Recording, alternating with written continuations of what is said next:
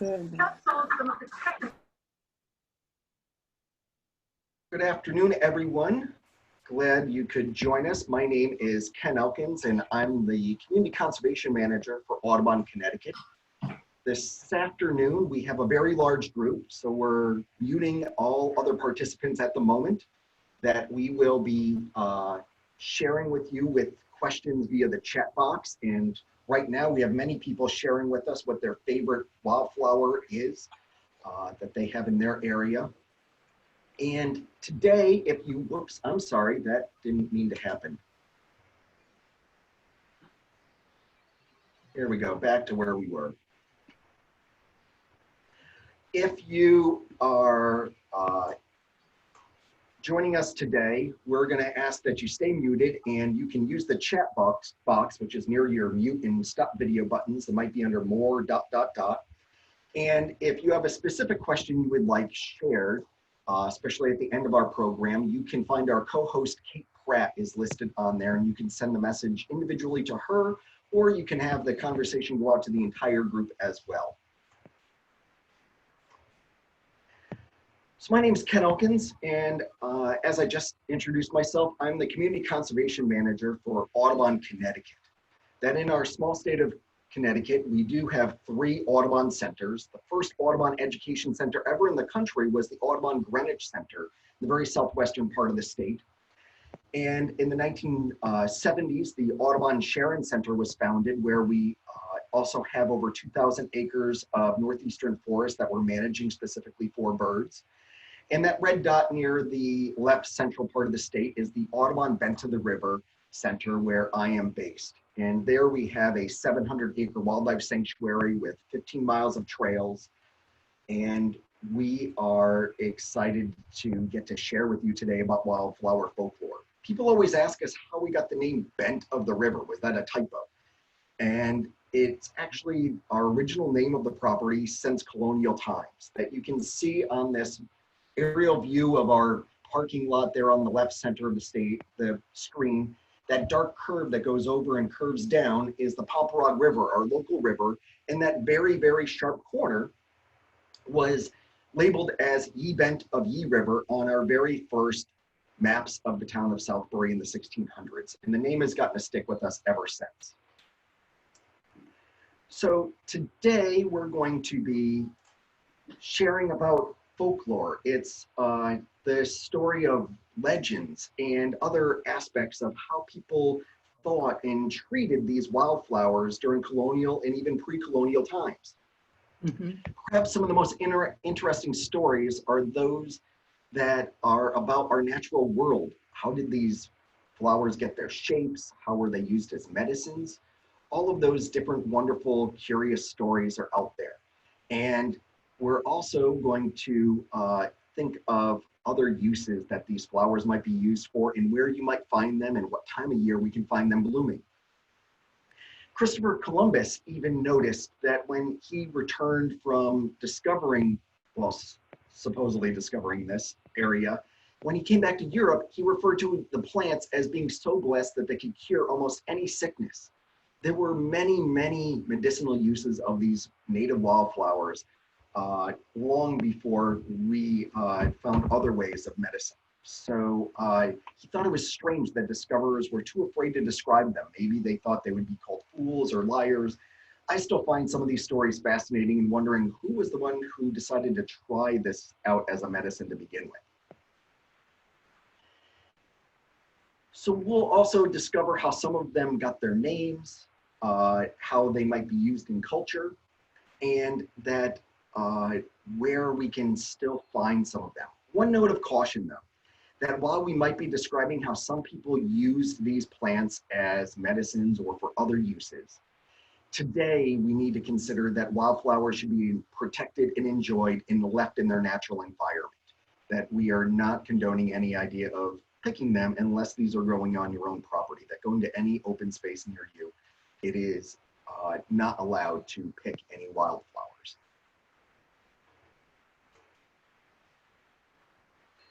So if we're thinking of our wildflowers over the course of a season, over the course of a year, some of our wildflowers can bloom any time of the year, like even dandelions. While they aren't native, they were brought here from Europe from our first settlers, and they were actually used as a garden plant. These yellow flowers are actually a composite. There's sometimes hundreds of small flowers built into that one bloom. And their long leaves have that tooth shape to them that their name was dent de lion, which translates to tooth of the lion. And many of you might also eat dandelion greens. They're very nutritious, having high amounts of vitamin A and C. They might also include quite a bit of calcium, phosphorus, and iron. So they're equal to things like kale as far as being a very rich leafy green for us to eat, especially when they're younger leaves. I know one of the CSAs I participate in actually does include dandelion greens during part of the season. It was also used as a folk medicine, usually as just a general antidote, and it was also considered to be a cure for rheumatism. These flowers can bloom, as I said, just about any part of the year. They're quite a hardy plant, and part of that has to deal with the fact that they have such a long taproot that they can reach deep into the soil, deeper than most of the other plants around them.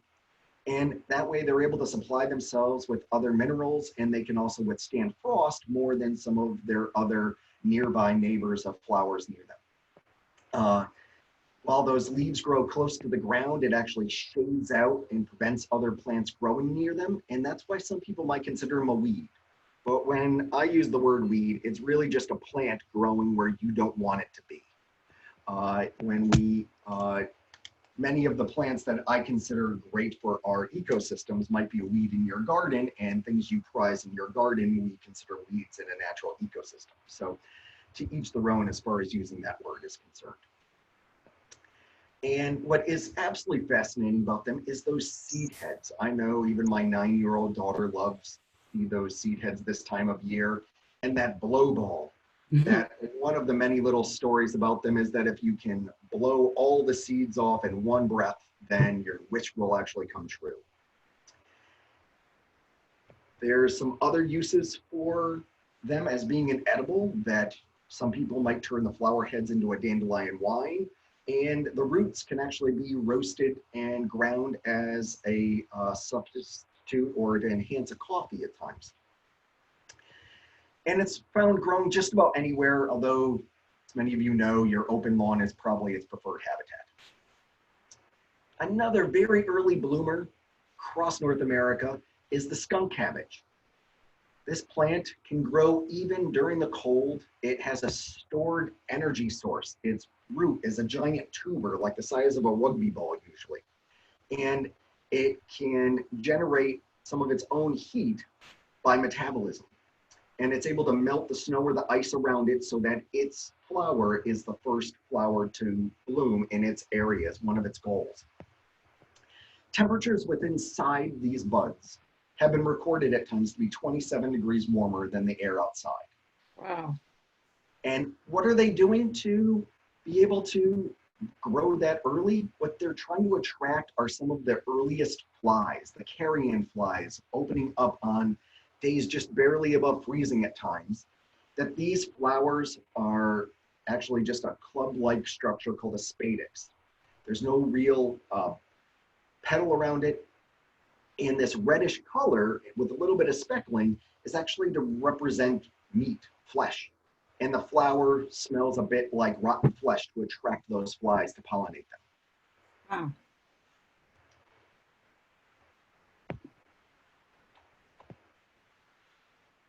The leaves of skunk cabbage, I think, is what many of us, especially as kids, learned that if we tear those open, there is an amazing odor about them. And that's how they got their name skunk cabbage, is because of that smell. It's a natural defense to keep things like deer and rabbits and other herbivores from eating those new fresh leaves, some of the first fresh greenery to emerge in the spring. But surprisingly, humans found, despite that smell, to use it for many reasons. One of them, a little humorous, is that it was once a much sought after contraceptive medicine, that somebody would take 1 tablespoon 3 times a day for 3 weeks, could be thought to permanently cause sterility. I Don't know if that one was ever backed up by science. I highly doubt that. But these stories are just absolutely fascinating to read about. And in Native Americans, American Indians would smell the crushed leaves as a cure for headaches. It was for most of the 1800s listed in Pharmacopoeia, one of the books officially listing medicinal drugs and the procedures. And there it was listed as a relief for spasms and cramps most often, but it was also used for bad coughs, asthma, lockjaw, epilepsy, and I guess they tried everything for rheumatism. Skunk cabbage you can find, well, if you are finding it, you know your feet are about to get wet. That is an obligate wetland plant.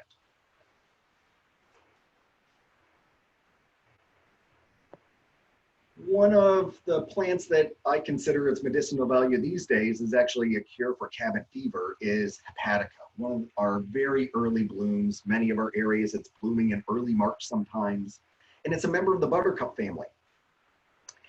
Like skunk cabbage, it doesn't have any petals.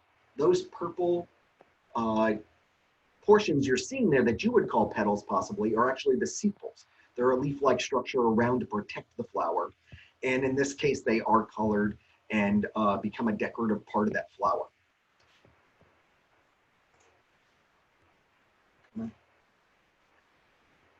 The evergreen leaves are leathery and they usually have 3 lobes, quite often rounded, and that brownish green color and shape of the leaves, some people thought it looked like the shape of a liver, so they immediately thought that it was, their translation of it meant that this was a plant that could help with curing liver ailments. And it one time it's been labeled as the round lobed liver leaf.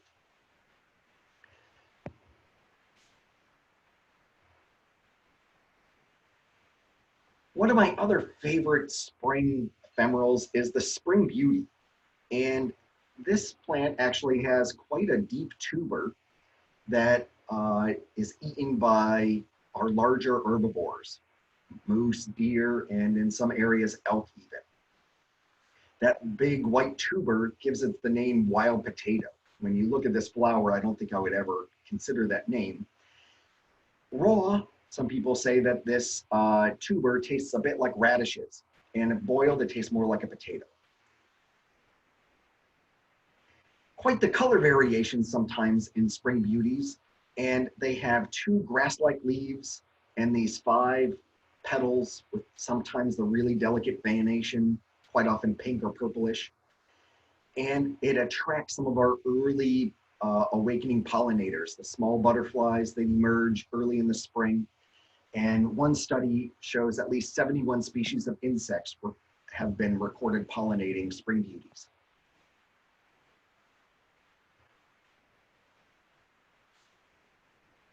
We also have other science studying spring beauties because they have an interesting genetic structure, that they have an unstable number of chromosomes, where humans, if we don't have 46 chromosomes, we have serious biological consequences, health consequences. They quite often have a unique number, and that what makes the separate flowers and plants so uniquely different is actually in their genetics.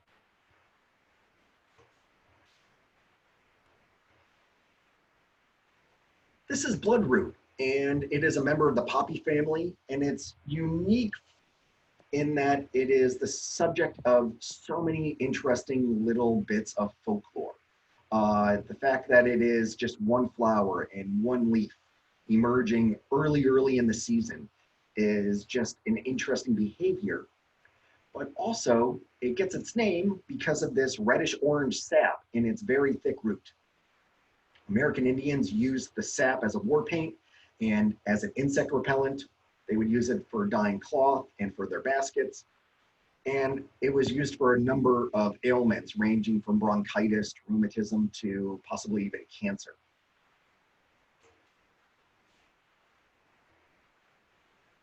In some tribes, if a bachelor rubbed the juice on his hands and then shook hands with a girl, the girl was supposed to be willing to marry him.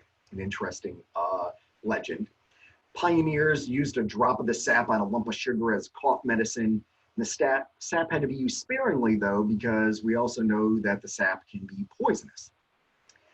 Today, an extract of this rootstock is added to Biodent toothpaste as a plaque preventative. I don't know if they're still doing that, but that was a good story for a while. And for the flower, because of those health reasons and the flower gardening market is such a beautiful spring bloom, it is now commercially cultivated.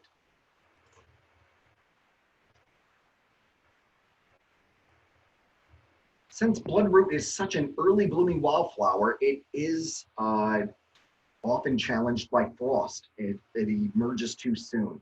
And that's why the leaf becomes curled around the stem when it initially emerges out. And the leaf only uncurls once it is pollinated. That provides some protection against the cold. For most of us, I talk about birds way too often. This flower blooms in mid-April quite often for most of our area. The leaves will die, the flowers die back, and these leaves will persist through much of the summer on the forest floor, sometimes being the only hint that bloodroot exists along your favorite hiking trails. Another early bloomer is some of our species of violets. The round-leafed yellow violet is one of those earliest emerging. There are 80 different species of violets across the meadows and forest floors of the US. They all tend to be relatively small, and this one in particular emerges over most of our area in early to middle of April. In Greek mythology, violets were considered the herb of Zeus. Shakespeare was really fond of violets and included them in many of his love sonnets as a symbol of humility and constancy in love. The medicinal and culinary virtues of violets were known long before the time of the Roman Empire. Women would mix violets in goat's milk and apply it to their faces to help with their complexions. It was also recommended violets to be used to induce sleep, strengthen the heart muscles, or calm anger. More modern times, we still find other uses for violets. The leaves are edible and high in vitamin A and C, and it can be eaten raw in salads or cooked like greens. And other people might consider using it as a thickening agent in soups. Flowers have been made into candies, jams, jellies, and wines. And made into a tea, violets are said to get rid of headaches. Violets produce two types of flowers through their season. The spring blossoms are usually larger and really showy to attract insects. And they quite often have a summer bloom as well that's usually smaller and inconspicuous. And it grows really close to the ground. Often the summer bloom might not even open, and instead they're self-pollinating to ensure the production of seeds for the next growing season. Other violets, like the common blue meadow violet, bloom later into May.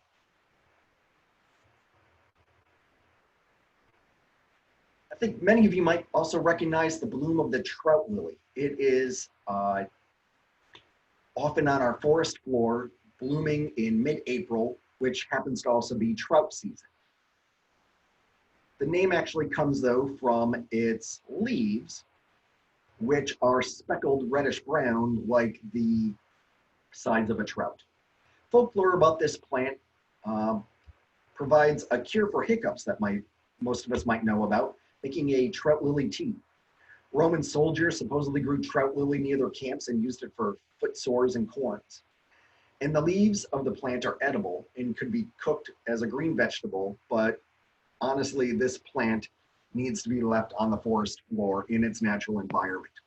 It has a 7-year life cycle, meaning that quite often from seed to its ability to reproduce another seed takes up to 7 years. And we have mats of it growing here in the Northeast that we know that they have been there for about 100 years. So when we find this plant, we need to just appreciate it from a distance, take a quick photo, and move on when we can't find it. One of the silliest looking flowers that I love to share in the spring is Dutchman's breeches. That it is, believe it or not, a member of the poppy family. The blossoms appear usually in April, sometimes in late March, and they look like white little pantaloons upside down on the stem. Here's a closer view of those blooms. It has 4 petals, as all poppies do.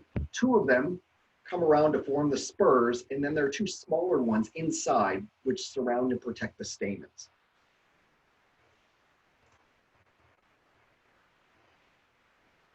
I love finding little stands of Dutchman's breeches because those leaves are so finely dissected. They're fine little lines in the leaves and in their spacing. And they're so delicate looking, but when they might be so delicate, they are also quite poisonous, having alkaloids in them. And in some situations, they have been grazed upon and even killed livestock. The blossom, its unique shape here is pollinated by very long-tongued bumblebees.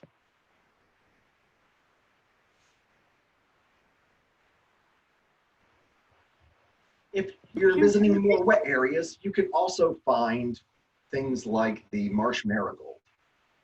Another plant with no petals. These yellow blossoms are actually the sepals, and it is with those bright yellow shape, you might have a hint that this is also a buttercup. It blooms in all of our wet areas, usually in mid-April through mid-May.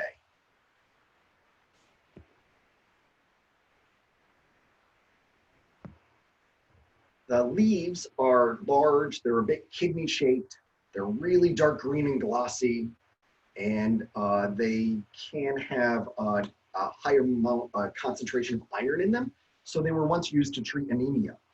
Rubbing the leaves on insect bites or bee stings has been thought to alleviate pain and itching. I think there are some other native plants that we know might do a better job of that. And flower buds have been boiled or sauteed and sometimes pickled. And the blossoms have been used by some people to make wine even.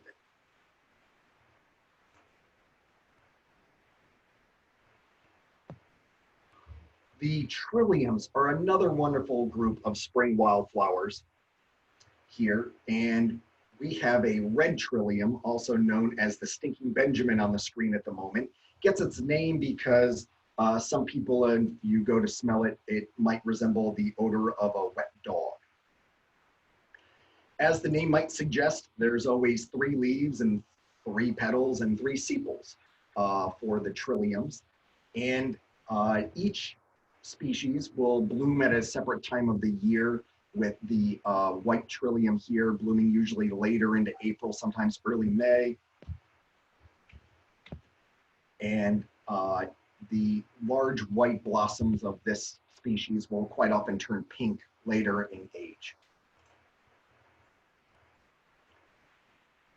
There's also the painted trillium, some that are pinkish, and it's white with the veination turning slightly different colors. And the American Indians would use this root as a form of eye medicine. They would squeeze the juice directly out of the plant, or they would soak the roots and make an eye wash. It was also used sometimes as a love potion, that they would boil the root and put it into the food of their desired gentleman that they were attracting. If you're looking to attract hummingbirds in this late spring, early summer, then having a columbine in your yard is a great thing to find. And here we have one growing along a set of rocks that there's quite a few nicknames of wild columbine, from the rock lily, jack in the trousers, rock bells, clucky, and also called a honeysuckle when it really is a member of the buttercup family. And those red and yellow blossoms are really beautiful, but during colonial times, this was a symbol of adultery, and it was often considered an insult to give a woman a columbine flower, and it was bad luck to even give it to men. The language of this red flower really produced a lot of anxiety.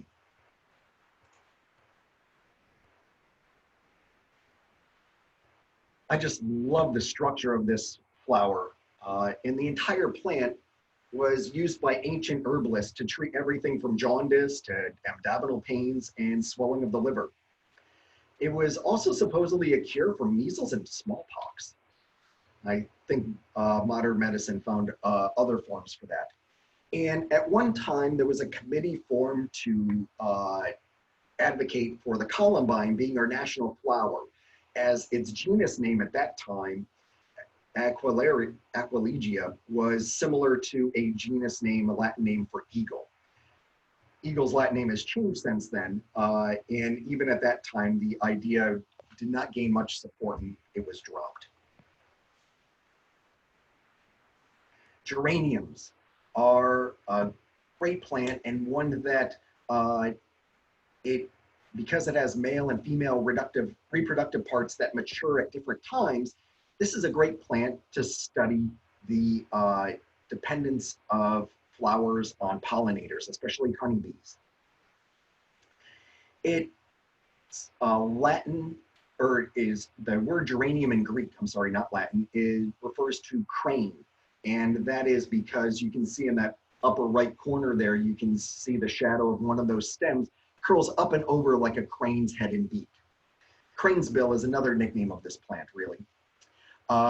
It has been brewed into a tea that was used as a treatment for dysentery. American Indians used the plant as a tonic and an astringent, and even as a blood coagulant. Many of you might have potted geraniums, which are a different species than this wild geranium species here.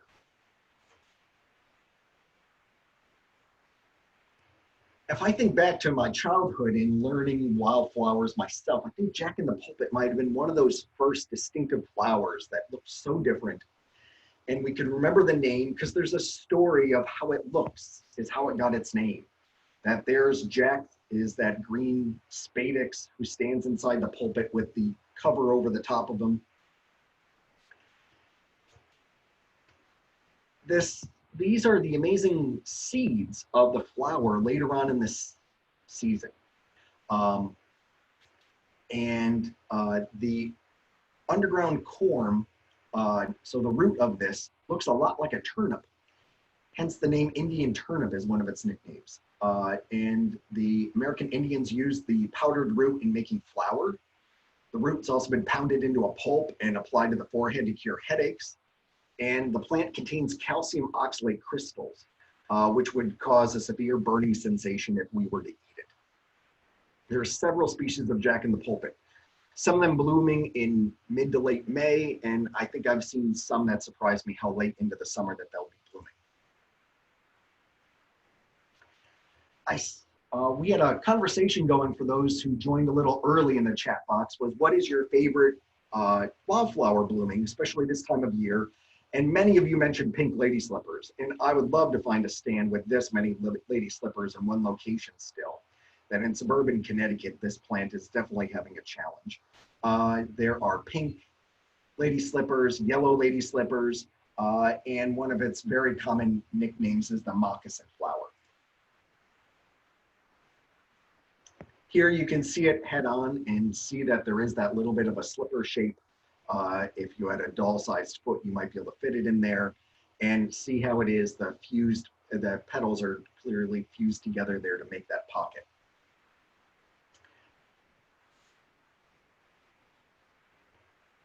Some of the species have protective hairs. This one you can see on the stem, those little hairs on there, can actually cause a skin irritation for people and animals. So it does have some small protection. But even so, since over the years it's been such a sought-after flower, it's been picked and it's been taken out to possibly be transplanted, and it is such a picky plant that it has not been able to survive that transplanting very well, that in many areas this plant is in serious decline. So this is just one more reminder that leaving the wildflowers where they are is best.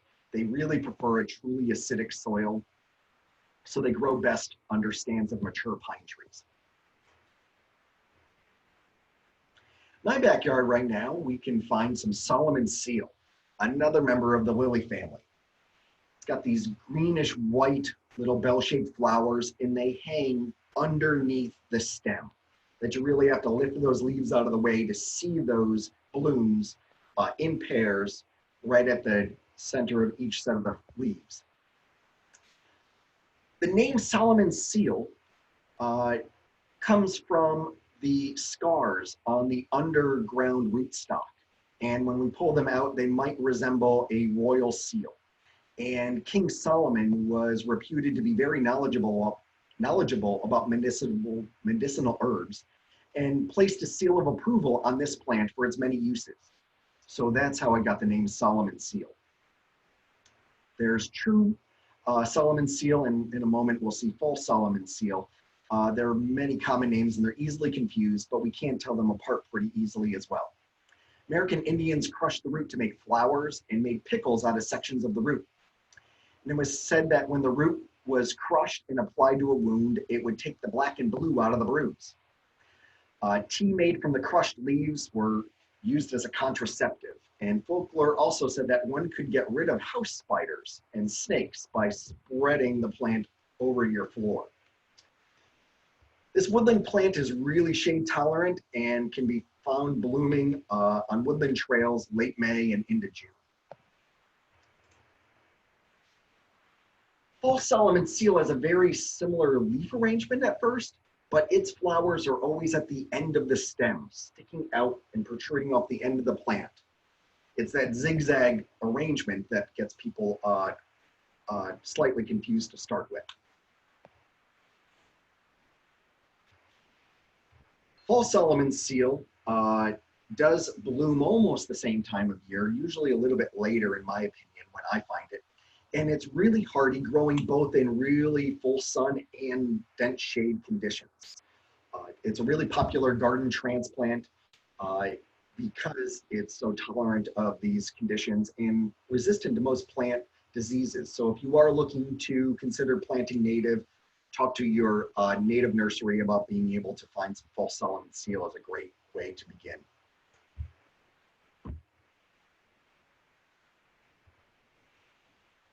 Mayapple is another fun plant. Growing up, it sort of looks like little beach umbrellas for a Barbie doll. It quite often grows in the forest floor in big openings there. The leaves emerging out first in April, and then these blooms coming behind on those stems that actually do split into a fork is where you'll find that flower in the center of that fork later on into the spring.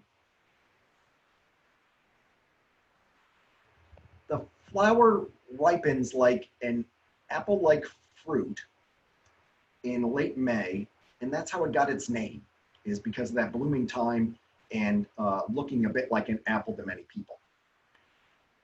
The apple is said to be edible and used as a marmalade, but also we have to be careful though, because the root we know is poisonous.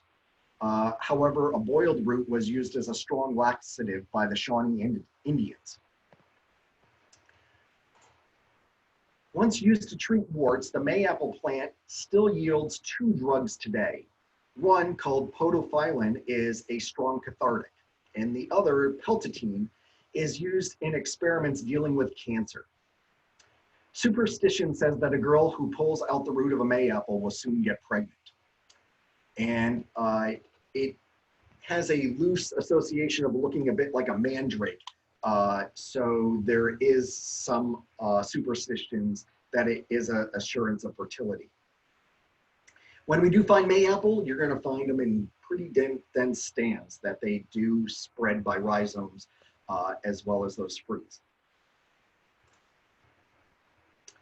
Buttercups, another plant that many of us probably began our lives of learning about folklore from this flower, with legends ranging from if you hold it up to your neck or you smell it during a full moon that it could cause insanity, to the much more common hold it under your chin, and if it shines yellow, then you must love butter.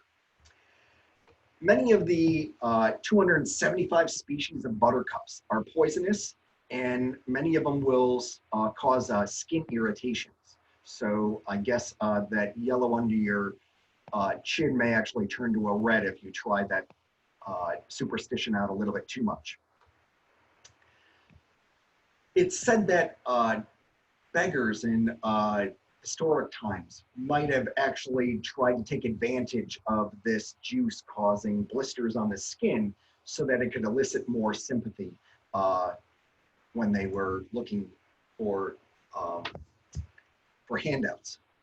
So I just want to remind everyone, we do have some people commenting and asking questions. We will take time at the very end to answer your questions. But if you want to find your way to the chat box before you lose track of what those questions might be, we will have our colleagues helping us out with asking those questions for you at the end of our program. Someone else mentioned yarrow being one of their favorite flowers. It's an early summer flower that most of the flowers we've mentioned so far were all spring. And by now, of early summer approaching, the leaf canopy has filled out and the forest floor is being shaded. So now the flowers are moving out into are blooming more often in the meadows or on our roadsides. Yarrow has this wonderful cluster of white flowers and fern-like leaves. Medicinally, yarrow has been known for stopping blood flow from a wound. The leaves are ground up and boiled and made into a salve and applied to the wounds. Scientific testings actually found out that the plant does contain chemicals that are effective in clotting blood.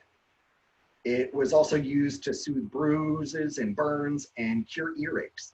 Pioneers found that chewing leaves would settle their upset stomachs. Also made into a tea, the leaves were an effective treatment for chills, fevers, and gout. Chinese proverbs say that yarrow brightens the eyes and promotes intelligence. Some books recommend that yarrow be grown in an herb garden because it makes surrounding plants resistant to diseases and intensifies the yield of aromatic oils from herbs nearby. Interesting thought. Daisies, another one that has some wonderful folklore with the he loves me not, is from this flower, the daisy. If you've thought about this and studied daisies at all, you'll realize that they most often have an uneven number of rays or petals in that flower. And because of that, whatever you start with is going to be most likely end up be your answer as well. So if you start with he loves me, then you're on the right track. Daisies were hung indoors by those who believe it has the power to keep lightning away. Interesting legend there. And others believe that eating the root of daisies would stunt growth. Black-eyed Susans are found in fields with daisies from late June through October sometimes. They're more native to the Midwest, but they do grow here in the Northeast quite a bit as well, and they move their way east, we believe, through grain shipments. Where it does grow wild, the livestock will avoid it when they're grazing, and often that ends up making a blanket of just black-eyed Susans because everything else gets grazed out around it. It is then used by some biologists and conservationists now that if we can eye an area that's very thick in black-eyed Susans, it might indicate that there's poor soil or overgrazing in that area.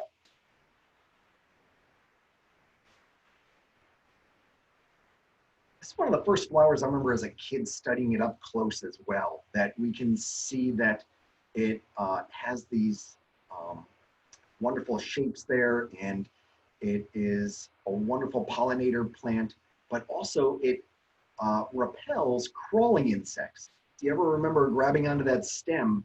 There's all those tiny little barbs, sharp hairs on there to repel those beetles and ants from being able to crawl up, that instead it was only flying insects that are able to pollinate it.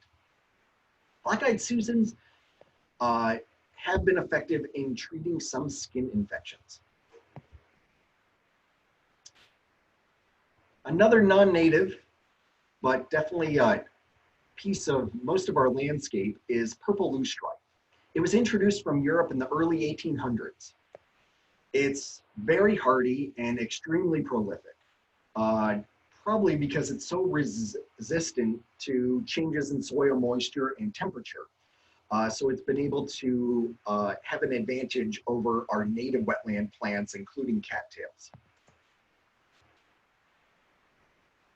But it also has some amazing beauty about it as well, which makes it tough to then discuss how this beautiful plant is really a cause for concern about the loss of plant diversity, especially in our edges of our wetlands.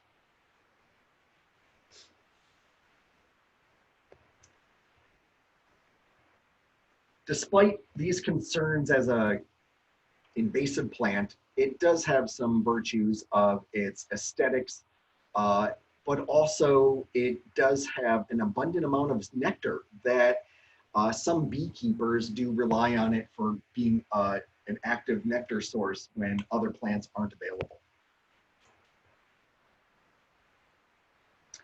And onto a plant that is not green. Indian pipes will be around in the midsummer to late summer on the shaded forest floors. It's ghostly white, and that's because it does not have any chlorophyll. Instead, it's saprophytic, meaning that it obtains its energy from the decaying organic matter around it. So it has an association with soil fungus near it that helps break down that organic matter into sugars that it can then digest. It was used that the clear juice out of the stem was used as an eye medicine. And it got its name because you might notice, especially if you turn the photo sideways, it does look a little bit like a small little miniature peace pipe from its shape.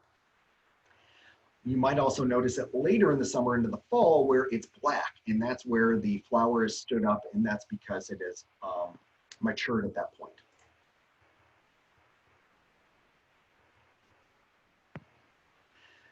Jewelweed is not usually a cultivated flower, but it is a very prolific native wildflower that we should find ways to enjoy. Absolutely love having it around. Here we can see it with the water droplets sitting on in the morning, and it gets its name from the jewel-like appearance, especially in the underside of the leaves when it has those water droplets on it. The blooms can be orange or yellow. And they hang off a bit like a pendant. And the back of that spur is where it will hold on to a bit of nectar. So hummingbirds and butterflies will love to drink from this flower. In the stems themselves, that liquid has been known to soothe the rash from poison ivy or mosquito bites. It was also used to treat athlete's foot and some other skin ailments. Modern testing does show that it contains chemicals considered to be fungicides as well. My favorite thing is to watch those blooms mature and get pollinated, and then the seed pods on them will then be spring loaded, that when you touch them and even walk by, they will explode out, spreading out those seeds, and that's how they also have the name Touch Me Not.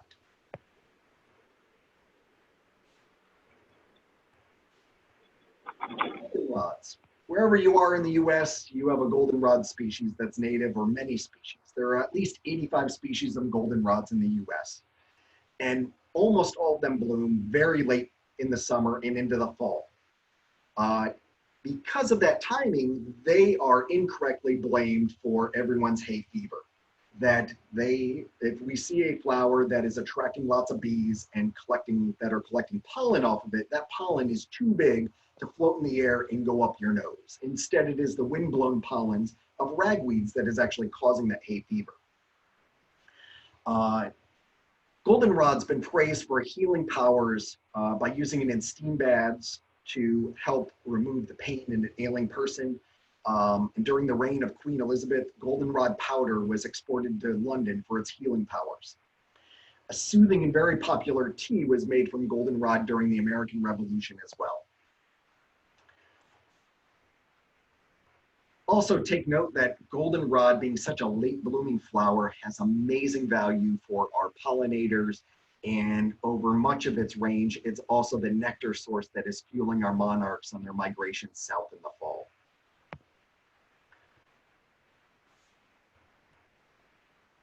Another important pollinator plant is Joe Pye weed. And there's much debate, if you wanted to start to read about it, over who Joe Pye was and how the plant got its name.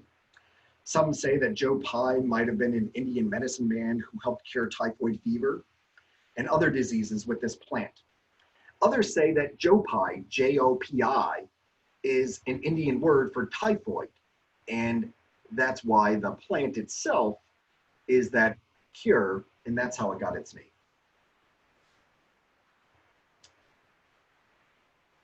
The medicinal value was well known, especially by the Iroquois, who used it as a remedy for kidney disorders. They made a hot tea from its leaves to reduce sweating. It produced sweating to help break a fever. And it also was used to help improve people's appetites or soothe their nerves, and even in one form to help improve people's complexions.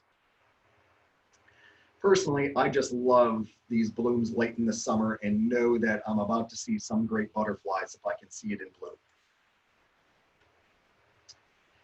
The asters are another very large group of late blooming flowers, quite often going into the fall. Their late blooming habit has earned them the name Christmas daisies. They were, according to Greek legend, they were created out of the stardust when Virgo, looking down from the heavens, wept. Asters were sacred to all gods and goddesses, and wreaths made from their blossoms have been placed on many temple altar on festive occasions.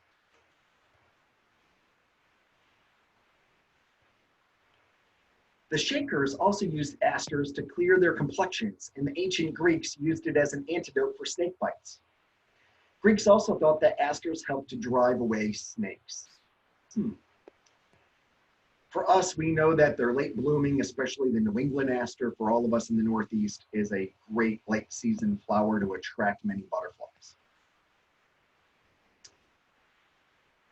Burdock looks a lot like thistle, and that flower head is composed of closely packed cluster of really small pinkish flowers.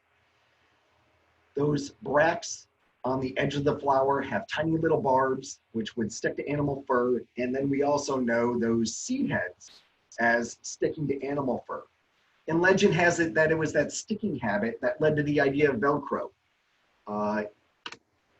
It was thought that from what I've been able to read, that it was a Swiss engineer was noticing these attached to his dog's fur on a regular basis, is how he came up with the idea of Velcro. The seed pods were once eaten years ago as a way to help things stick in your mind. I think that's just a nice dad joke, in my opinion. Early pollinators made tea from the roots and helped purify the blood, and they ate the young leaves and roots raw. A brew made from the boiled leaves and honey and milk were used to treat rheumatism.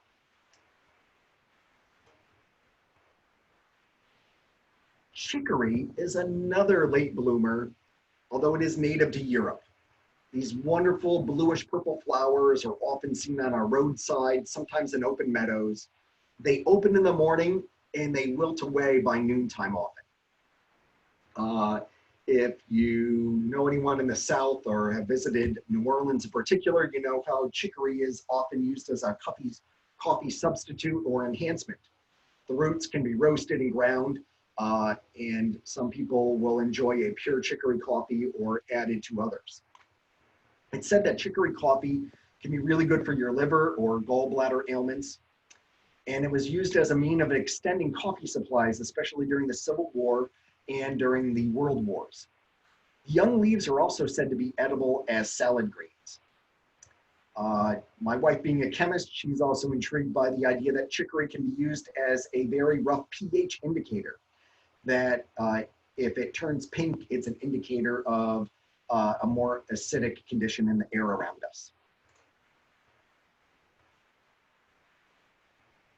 So these are just a few of our many wildflowers. I know I didn't get to everyone's favorite wildflowers that they listed earlier on in the program, but these are just some of them that dot our landscape and have some really rich stories to really enhance our enjoyment of the world around us. So thank you for coming along on this virtual bird walk with me today and hearing the interesting stories that I've read about wildflowers.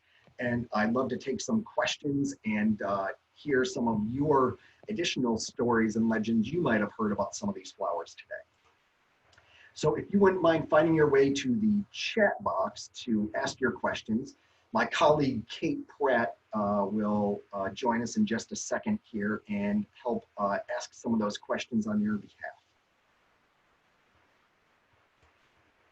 Okay, I'll start with the first question.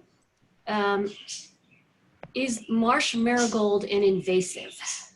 The marsh marigold that was photoed is our native species. There is a wild celandine that I started to see in the conversation as well.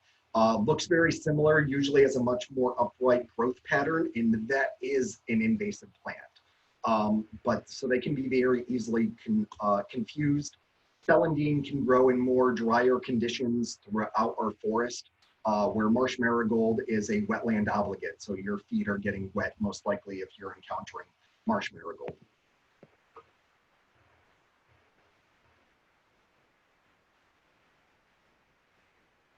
Oh, you're muted. Sorry about that. Somebody asked if we could post a link where we could donate to our public programs after the presentation. I actually put the link into the chat box at 3:56 p.m. And you can also, if you go to the Bend to the River Audubon Center website, that's where you'll find it, okay? Okay. Somebody wants to show you the lady slippers in Brookfield. Victoria, hi Victoria. Somebody wants to know if forget-me-nots and lily of the valley are wild. Lily of the valley, I believe, is a cultivated plant. Forget-me-nots, I believe there's a native and a not native, but a problem with some of our wildflowers is that there's multiple common names. So what you might be picturing is forget-me-nots and what I am, unless we're speaking in Latin, we might not be connecting properly. So I apologize if that might be the miscommunication there. When I went off to college, I went to a different forestry school than my father, and when I got home after one semester, we had a very long, heated debate over the identification of one tree. And in the end, we both had the same Latin name in mind, but we had a completely different common name in mind. So that happens even more often with wildflowers. Again, somebody is pointing out that marsh marigold and lesser celandine are different. So yes. I don't know if you want to go into that in any more detail.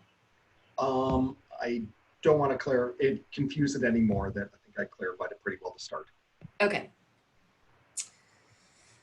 Somebody's comment, and I've never heard anything like this before, but they said that burdock can catch a goldfinch and trap it. Not a great wildlife plant. What do you think? So there are some weird examples of, especially in other parts of the world, where thorns on plants can be harmful to animals. That's why the plants have those things anyway, is to protect themselves from herbivores. The goldfinches are eating their seeds. The plant wants the seed to become a plant. So those two things are not in alignment with each other. So the plant is just trying to protect itself. Does it happen very often? Extremely rarely. So having to remove the plant to protect our goldfinches, that is not going to protect the overall population of goldfinches across the planet. So while we might be concerned about one individual goldfinch, I wouldn't be too concerned. I would love to see a photo of that. It's an interesting story to have heard or seen. Okay, I have a couple comments, not questions. So someone says, my Ukrainian grandmother would always tell me that if you stare into a buttercup for too long, it will make you go blind. Hmm. Here's another one. I've heard that soldiers and warriors used to carry yarrow into battle with them to put onto their wounds. That goes along with the other aspects of how yarrow is used. Yeah, that one makes sense.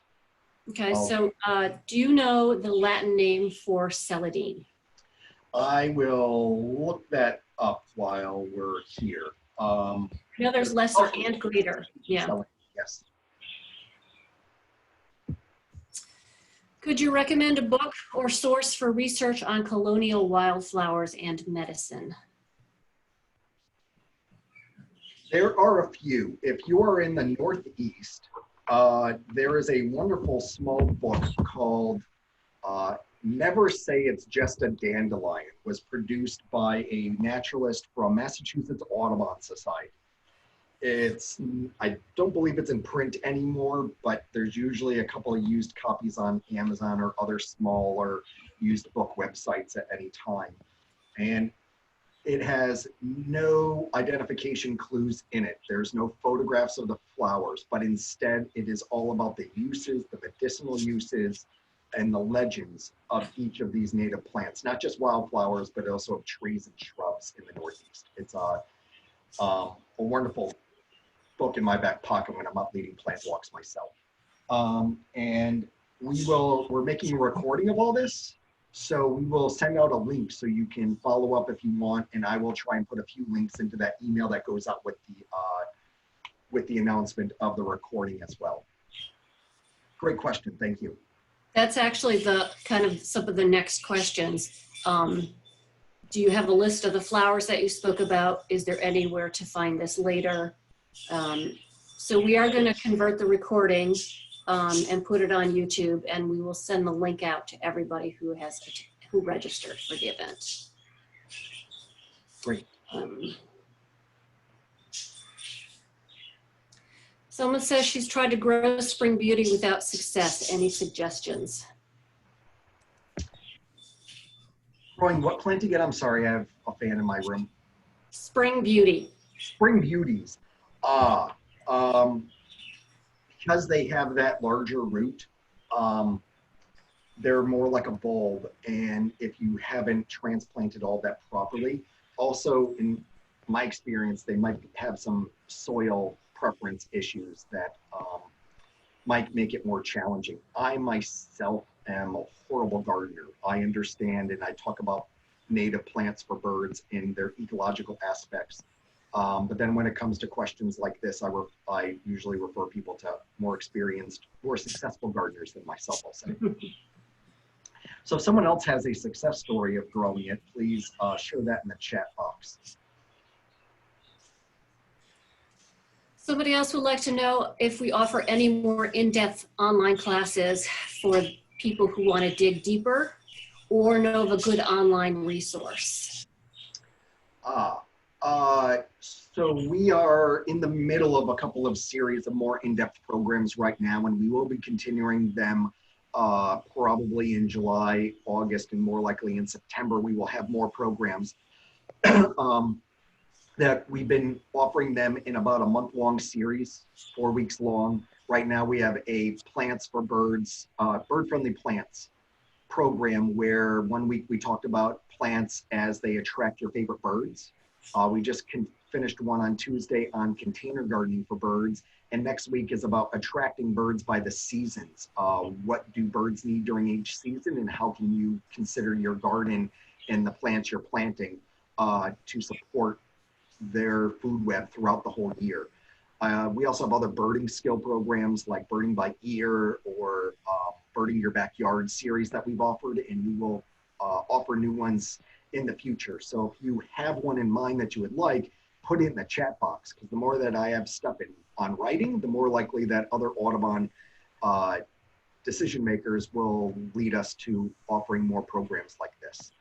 And I have colleagues looking to start to add workshops like this as well at other Audubon centers. So we can share around, especially since we can all log in from wherever, we can all learn from each other more. Kathy would like to know, are all wildflowers herbs?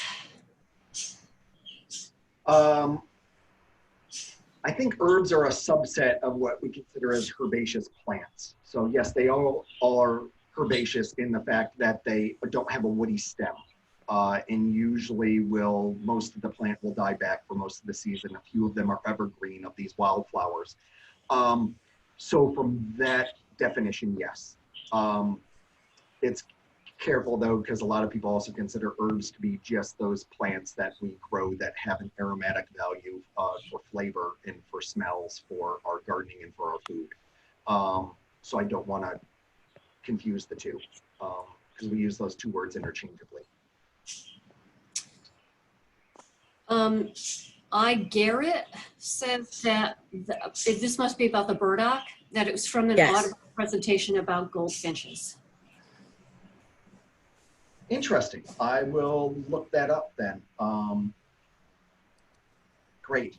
And celandine Latin is it's a buttercup. So it's Ranunculus ficarea. Ficari is the species we have. And that is, there's a lesser and a greater celandine are both invasive at the moment. And it's because they're basically look like a buttercup. They look like marsh marigold too. Pam says that she has some woods behind her condo. Is there any way she can broadcast wildflower seeds to create blossoms? She's seen mixes for direct sun, but not any for shady areas. I have a very shady backyard and I have that same challenge as well. I have thanked one of our other participants, Michael, added in that American Meadows is a company based out of Vermont, does sell a wildflower mix for shadier areas. For most of our shadier wildflowers, they tend to be mostly spring ephemerals. And a lot of them are, like we heard early on, they all have a tuber root so that they have a storage of energy, which makes it a lot tougher to reproduce by seed. Depending on the space you have, you might want to talk to a native plant nursery about maybe acquiring plugs because they're small, they haven't really developed yet, but they're going to have a much better success rate than seeds themselves of growing in that space. Robin would like to know if Trillium is endangered. There are different species and they have different ranges. So depending on where you are, the white trillium or the painted trilliums are a little bit rarer in those because those tend to be a little bit further north and into more acidic conditions or up at elevation through the Northeast in particular, where the red, the stinking Benjamin, is found even in lower coastal forests. So over any of those ranges, I don't think they're endangered, but I could be corrected on that. But generally, they seem to be doing fairly well. It's a matter of whether they've been taken. Some areas we might have lost them, like we did pink lady slipper, because they're becoming the next lady slipper of people trying to transplant them illegally. Okay, from Lucia Terry, I'm going to try and pronounce this. Stylophorum diffilum is celandine poppy and is a lovely early native that seeds in readily. Great, yes. That's where we have some overlap of common names. So that is the fact that it's a poppy and not a buttercup version of celandine.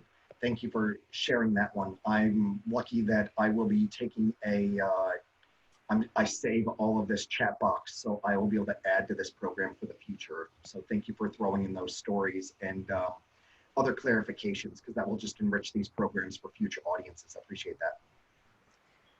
Brush color asks, is lamb's ears native, and that it was used in colonial times as shoe inserts for sore feet? I believe lamb's ear is native to Europe and was brought over. That it is not on any of our native plant lists that I'm aware of. Instead, I do know some nurseries are, because it can have a bit of an invasive quality to it in a garden setting even. They're growing sterile stock, so it will have the wonderful leaves, it will have the flowers, but it won't pollinate and spread any further. Is available from some growers now. Lucia Terry says, Claytonia goes dormant in the summer, likes to be well drained and shady in summer. Claytonia, that was the spring beauties that she was, I think, okay. To, yes. Okay. El Garrett looks like found the link to the program that had the bird stuck on the burdock. So Yep. that is in the chat box at 429. Great, thank you.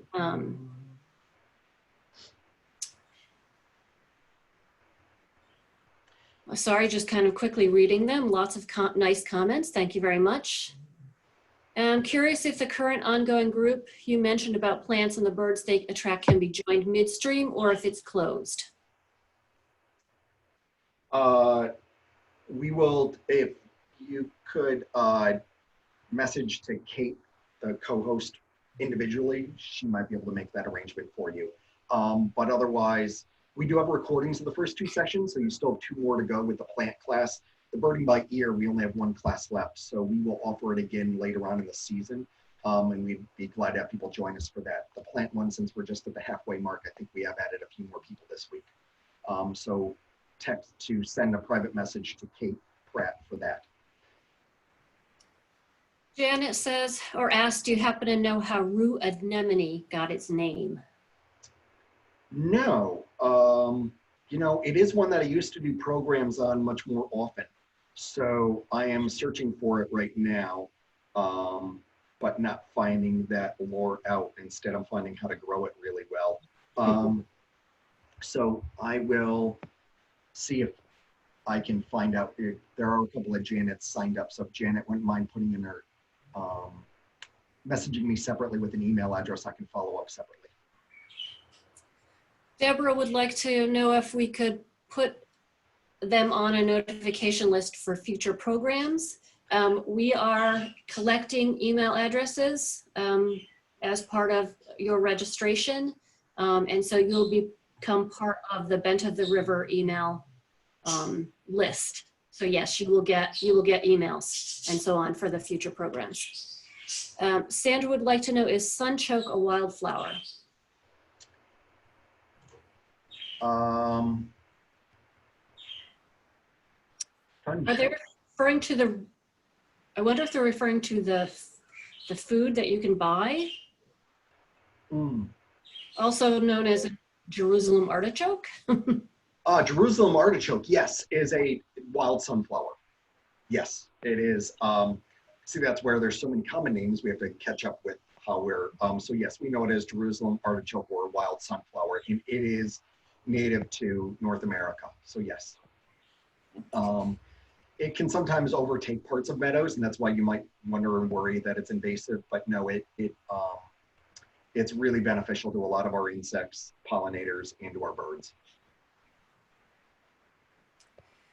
Stephanie would like to see more in-depth classes on the medicinal uses of these wildflowers. And then Kathy asks, are mulleins native? Mullein, yes. Mullein.